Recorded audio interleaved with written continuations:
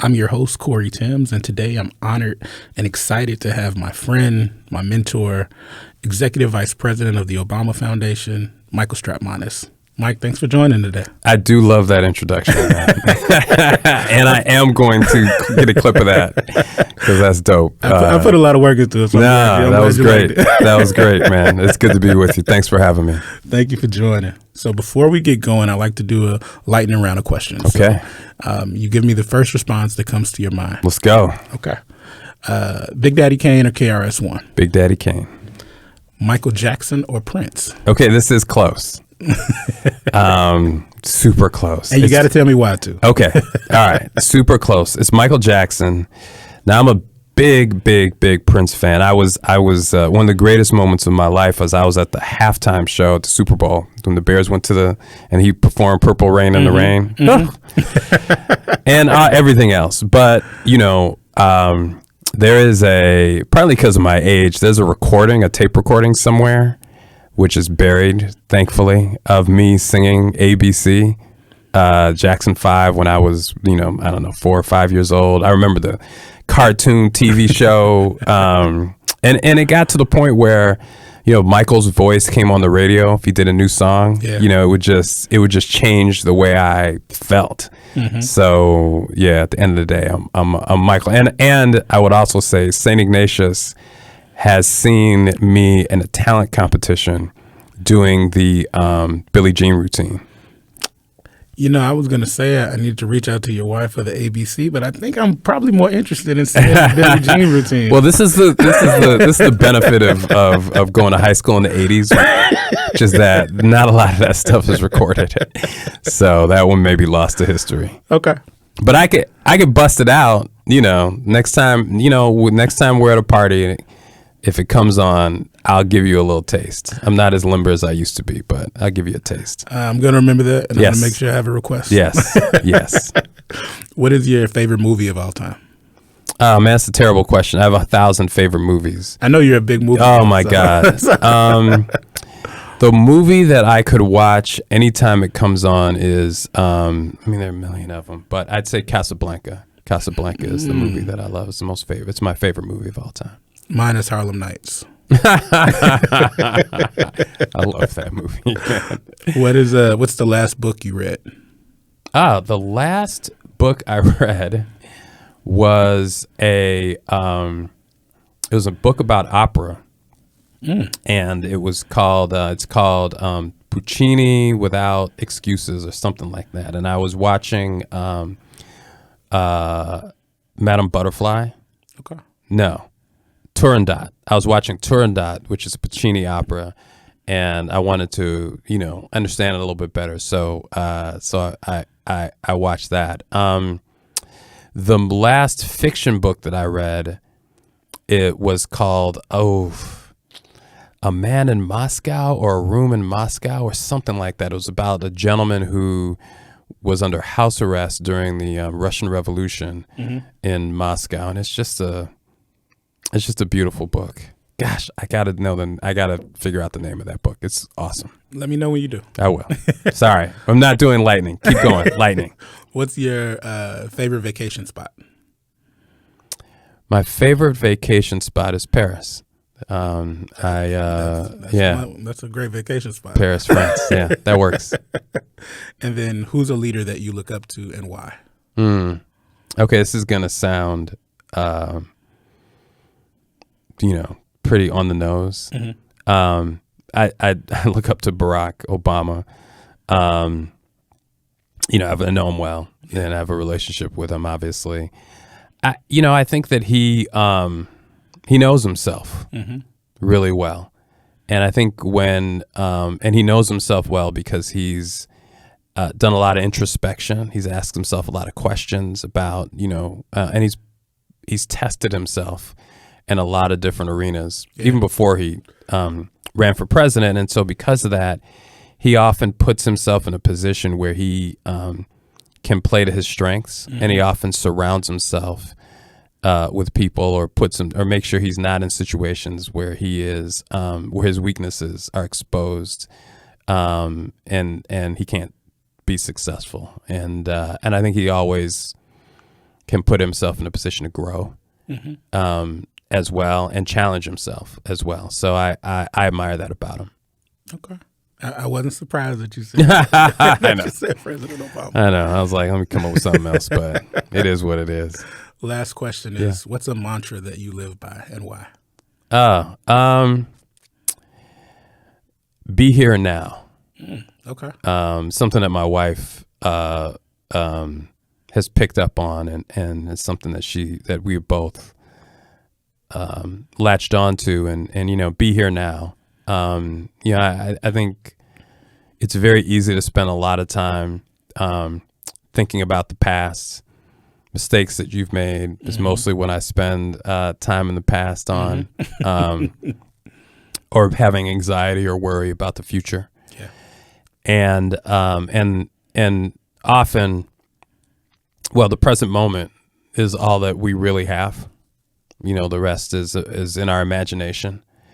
And I think an attempt to control things so that we don't experience loss, fear, pain, right? Everything that anybody wants to avoid.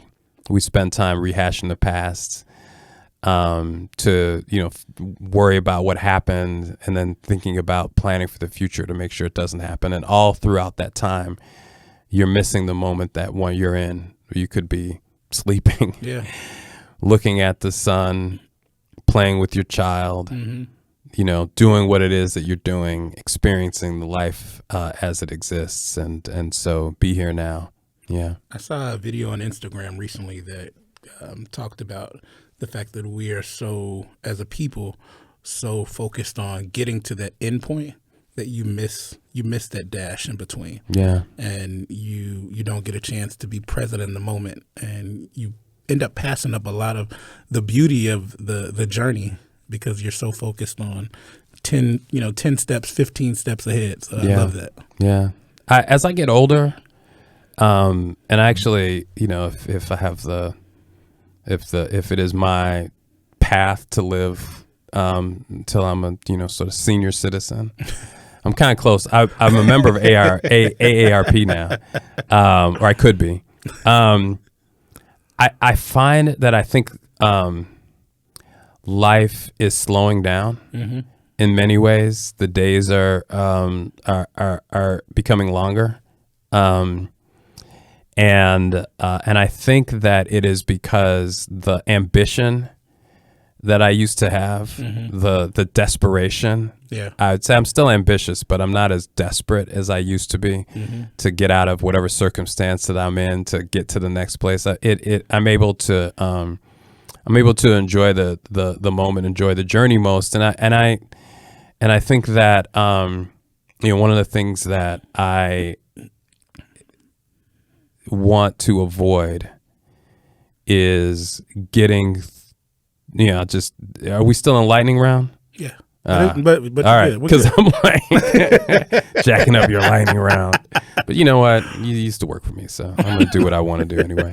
That's the nature of our relationship. Let's be straight up about it. I went to the college football championship earlier last week, which was really cool. Yeah. But I was just talking to my wife. My wife and I have this date night. Friday night is our time together. No matter what happens, we do something. We were talking about the week, and I was remarking upon the fact that, I flew to Los Angeles, had a meeting, the mayor, which was fun and interesting that night. Got up the next day, it was on a Monday, right? So I had meetings starting at like 6 a.m. LA time. And then it was time to go to the game, and then I went to a bar afterwards with my boy, and then the next morning I was on a flight back to Chicago, and in doing all of that, I think I missed it. I think I missed the moments in between because I was so focused on the activity that I wasn't able to take in. And I think that could be a way to live a life that I want to make sure I avoid. Because I'm ambitious. I want to do things. I fill my plate with a lot to do. And I want to take the time to appreciate each moment. I love that. Thank you for participating in our lightning round. Yeah, of not course. not so lightning, but you know. Sorry. Sorry, not sorry. Isn't that what they say? That's what the kids say. So one of the big things that I think I really focus on is upbringing, right? It shapes who we are, who we become, how we view the world. You talk a lot about the fact that you were born on the South Side and then moved with your mom to the North Side. And for a lot of people, that's like almost like the tale of two cities, right? Two very different communities grappling with their own sets of individual issues. But very different nonetheless. Talk to me about like childhood and how that transition, how you kind of managed that, and how important was like finding community as you were, you know, starting to come up and really take shape into who you wanted to be. You know, so I moved from the South Side when I was pretty young, but we would go back often to visit, you know, to be dropped off in the summer, long weekends. And so I would spend, you know, days and weeks and months, you know, in the uptown neighborhood, which was a very mixed neighborhood. It's a lot of immigrants of all different kinds there. And then would spend days, you know, in the South Side, and sometimes entire summers, you know, on the South Side around 77th and Eberhard, you know, over near Chatham. And I think what ended up happening for me is, you know, I would try to find ways to fit in, right? You'd be playing with a group of kids who, you know, just playing football on the street in Uptown, right? And, you know, the music that people would listen to and the things that people would think were funny and, you know, the way kids would talk, both at school and outside of school. And, you know, when I would come to the South Side of Chicago, that would be things that people would, you know, make fun of me about. Yeah. You know, you don't know this, you don't know that. You talk funny. Yeah. You know, what's wrong with you? All of that. And, you know, when you're young, you're just desperate to fit in, right? And not be ostracized and want to hang and be a part of the crew. And so, you know, and people react to that in different ways. For me, I became a very intense student of how people talked. And like, you know, I became for a while, I was like a big class clown in high school, in college. I try to hold it. I can't do it as much as I want to now because I'm kind of in charge. And you can't be a class clown. You're executive vice president or whatever it is you said at the beginning. But still in my head. And so I do impressions. In fact, one of the great moments of my college life is our teacher for one class, our statistics class, was absent. And I stood up and basically did the class for about 15 minutes in an impersonation of the teacher. But, you know, I learned all that so that I could seamlessly fit in wherever I was. And I think the challenge that I have faced, the growth path for me throughout my entire life, is for me to start to figure out and remember and learn who I am in all of that. Because I got very good at it. And so, you know, was one of those people that folk, you know, like to be around, like to help, and made people feel good, you know, all of that. But then I was lost in it. And so, and finding that, but it was all in the service of finding community. So I'm glad you used that word. I love that. So let's fast forward a little bit. You went to U of I for undergrad and then law school.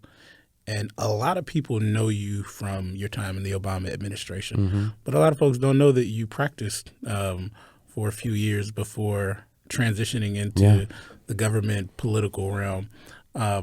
Did you always know that you wanted to be an attorney? And and then talk a little bit about the transition. I know Mrs. Obama speaks very freely about not feeling fulfilled Yes. in big law, and wanted to feel like she was giving back to her community. So she ended up going into government, and we see how her career like took off. So talk to me about your legal career and ultimately what made you decide to transition.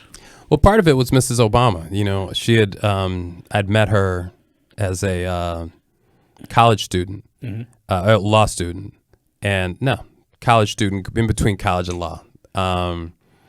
And she had become a mentor, and so I'd watched her leave the practice of law and find other things to do. So I was inspired by that. My house was a house that was very attuned to the civil rights movement. My mother was a teacher. The first thing that I remember doing, my first political act, was being out with her when she was on strike. So you got started early. And so, and you know, they worked. My parents, my father, who adopted me when they got married, they got divorced later, but that's how I got this funny last name. Was also, they both taught at Jenner School, which was at Cabrini. Mm-hmm. And so, and they were there because they were compelled to be there and to make a difference. And so I grew up in a house that was very attuned to the community issues, making the world a better place. I was kind of one of the few kids in high school who was into the election of Harold Washington. I remember having a button, Harold Washington button, and I was really into it. But at the time, I was a theater major. I was a theater kid at high school, and I was a theater major in college. But while I was in high school, some prosecutors came in and they did a street law class. And so I took this street law class, which was designed to kind of teach kids about, you know, their rights, the responsibilities, you know, how to manage and work with the police, you know, all of that. But they did a mock trial. And so I did the mock trial, and I was like hooked. It just, you know, it was intellectually challenging. I was up on my feet. I was, you know, I got to run my mouth, which I always enjoyed. So it was in the back of my mind that I could be successful as a lawyer. And as I went through undergrad and kind of tried and failed different things, I thought, you know, maybe that would be the thing to do that would be successful. And so I decided, you know, to go to law school. And once I got to law school, it was the first time I'd ever been successful in school in the way that I had expected of myself and others expected of me. I was always labeled with this potential tag. You know, I was one of those kids who was fortunate to do really well in standardized tests, which made up for I was like a B minus C student, but it wasn't all C's. It was A, B, C, D, and F, which averaged out. It was a good mix. Yeah. So it was like, if you get a A plus in this class, how are you getting a F in that class? And the true answer was that class is boring and the teacher is stupid. Anyway, and so when I went to law school, it started to all kind of come together for me. And I started to learn, you know, how I thought I could be a part of making the world a better place. Yeah. And I was succeeding, which is always a good thing.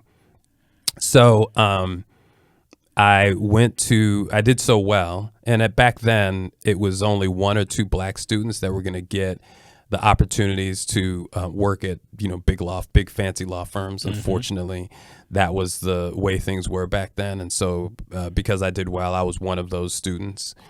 So I got a job at a big law firm in the city. I remember I made $68,000 a year. I remember that because I didn't even know you could spend $68,000 a year. I'm serious. I thought that was like, you might as well told me I was a millionaire until I got that salary. And my wife and our one child, we tried to live off of that, right? Yeah, stretch as far as I thought. Exactly. But I think the thing that I found, and it was an important lesson to learn, was that at that point I was doing that job kind of for status. Yeah. Right. and kind of this sense that, well, if you have the opportunity to do that, then that's what you should do, right? Big firm, lots of money, at least, at the time. Yeah. Everybody was impressed, all of that. And I was like putting on somebody else's clothes every day when I went to do that work. I didn't really care about, I think one of our cases was we were representing a gun manufacturer that was getting sued for whatever. And I went out to a plant in upstate New York to look at old documents in order to prepare for the lawsuit. And I mean, it was one of the worst moments of my life. I was like, what am I doing? I was on the defense side of race and age and gender discrimination cases, defending clients on that. And it was the opposite of everything I had been taught and the opposite of everything I believed in. And I was miserable.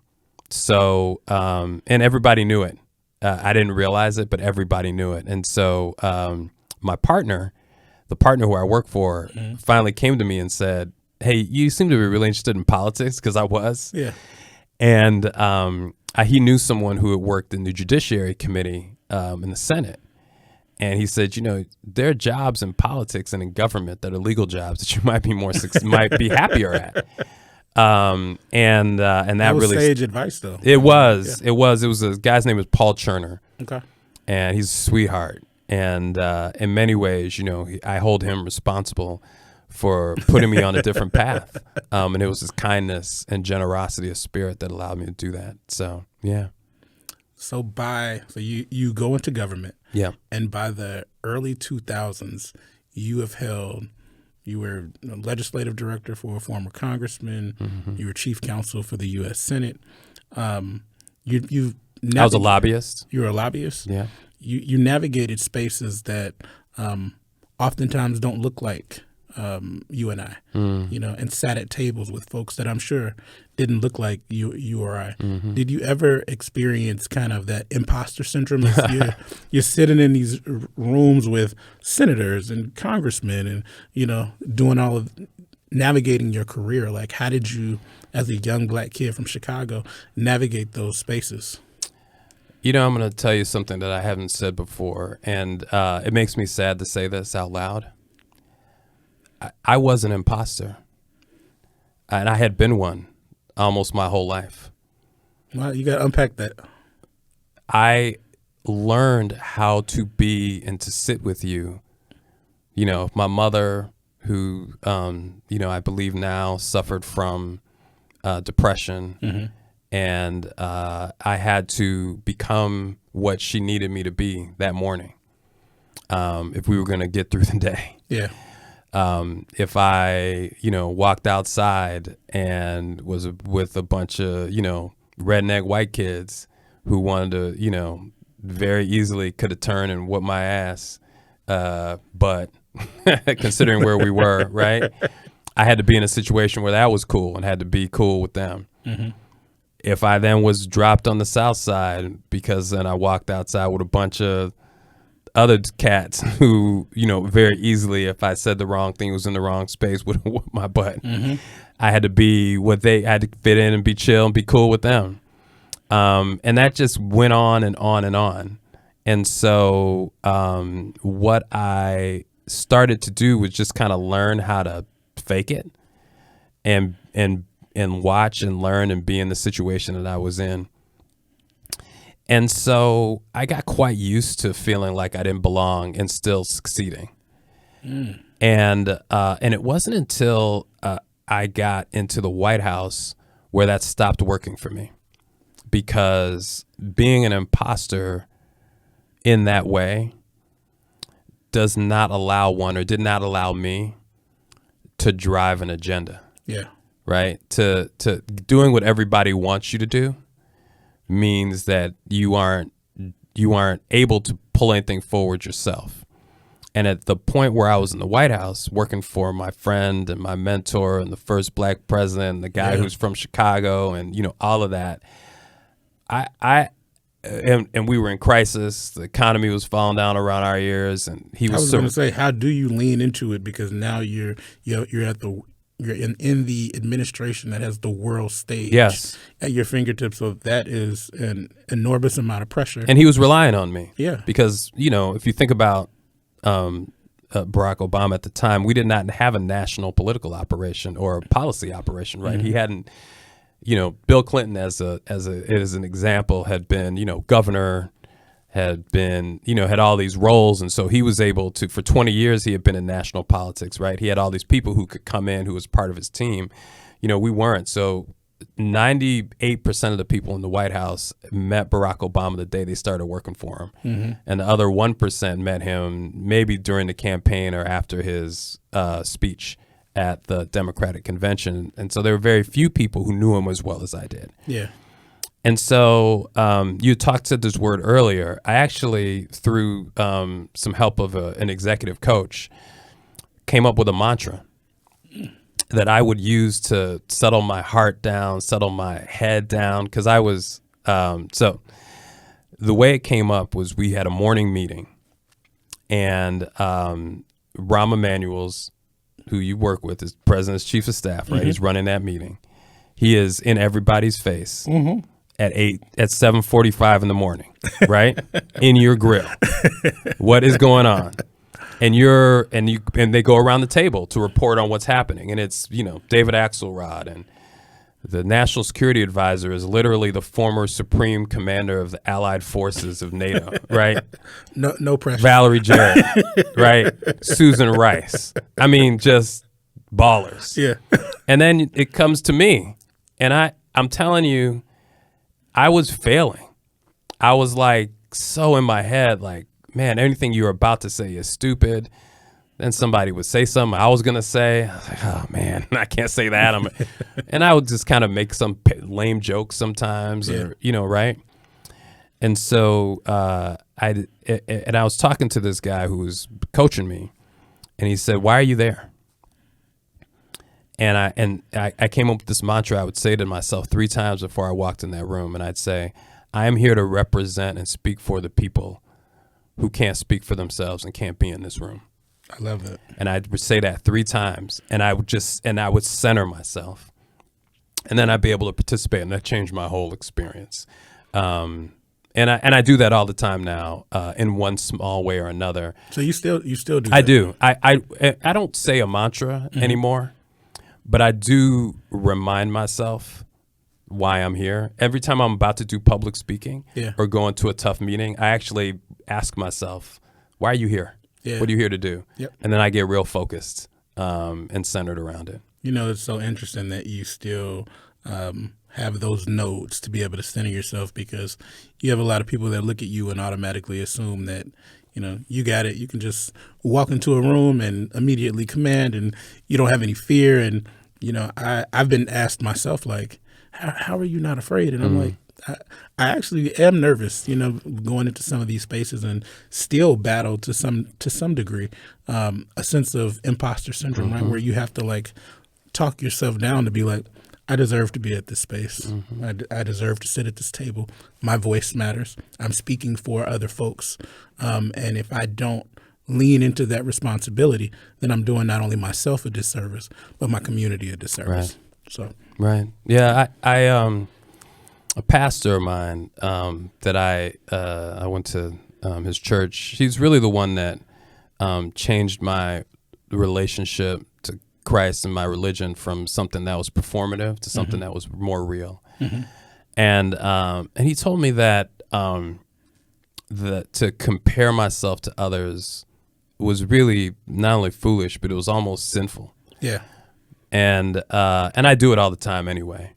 But I do try to remember that that I'm on my own journey, and that everything that I'm thinking, because when I feel uncomfortable in different situations, it's usually because I'm comparing myself to someone else.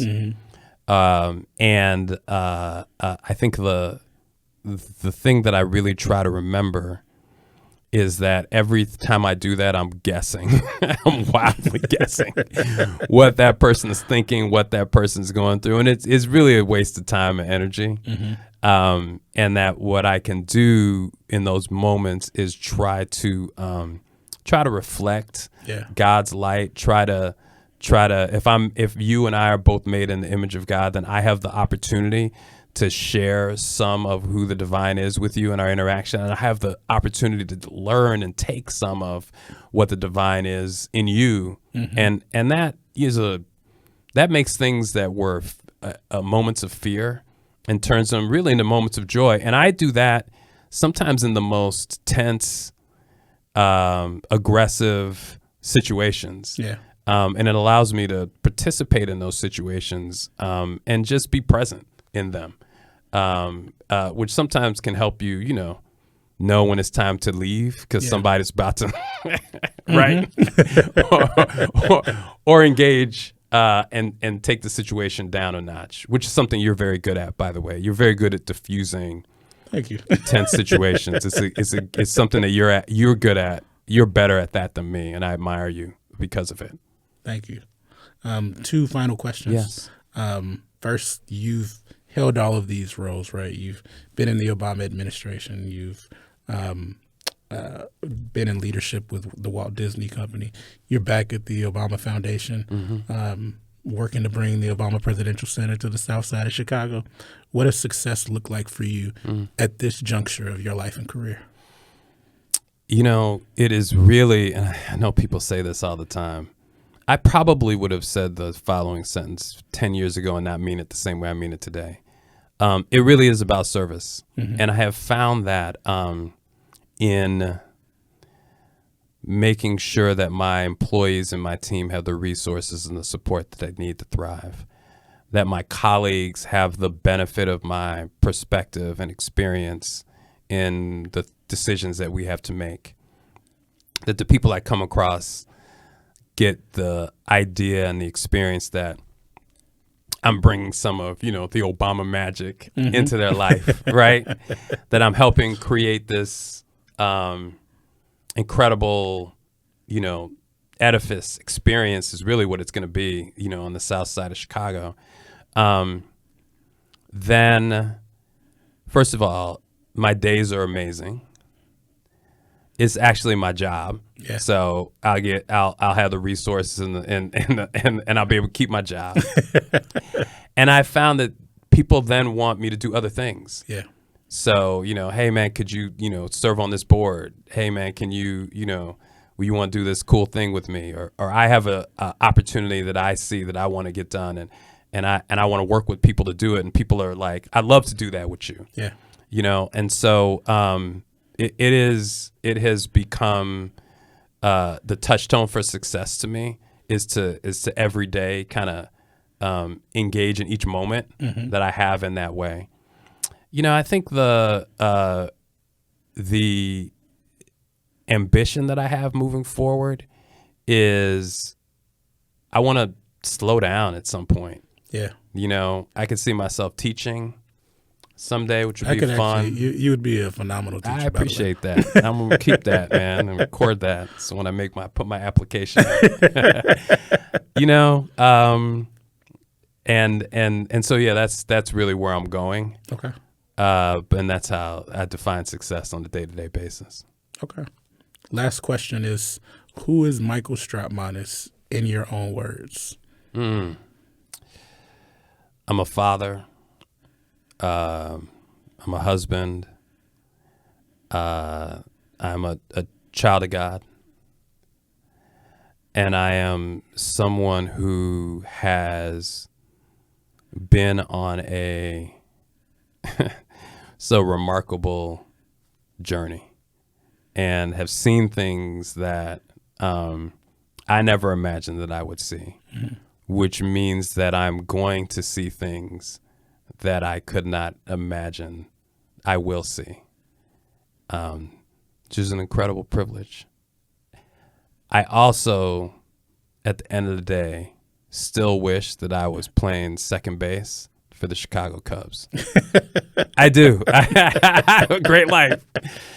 But man, I wanted to be a baseball player so bad. Well, I want to, before we wrap, I'm big on giving folks their flowers. And I want to say that I appreciate you for the role that you've played in my life. You've been a mentor. You've been a friend.